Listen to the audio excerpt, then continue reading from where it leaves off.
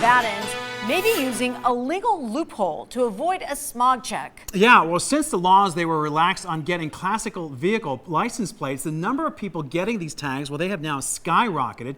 See, the plates here, they carry with them a really valuable perk. They exempt the car owner from having to get an emissions test. When you see a classic vehicle plate on a car, you might expect it to look like one of these examples of vintage American iron. But how about this Honda?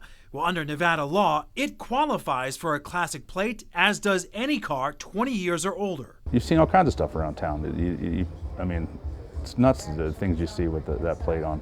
And when you see a Honda out there with, the classic rod plate, it's kind of, no offense, but this is a rod here, and I think that they should do something about that. And this chart right here shows what happened in 2011. That's when lawmakers, they relaxed the rules for classic car plates right here.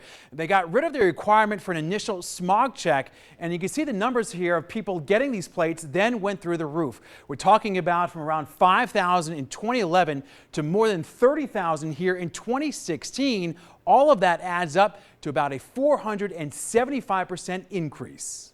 Well, you see the cars on the road. Obviously, there's a lot of junk cars out there with classic vehicle license plates, so they are doing it to get around the emissions inspection. And to be clear, this is all perfectly legal. However, in order to get the classic plate, owners are supposed to drive the cars less than 5,000 miles per year.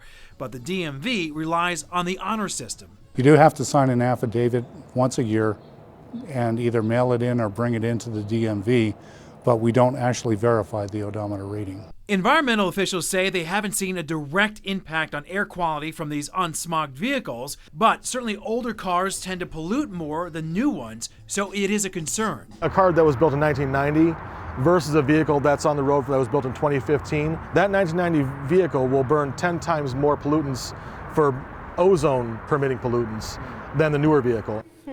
Yeah, that Econoline van there. All right, well, now in the last legislative session, there was a move to sort of close the smog loophole, but that bill never made it out of committee, so here we stand with it. So now you know. It's very interesting. Hey, perfectly legal.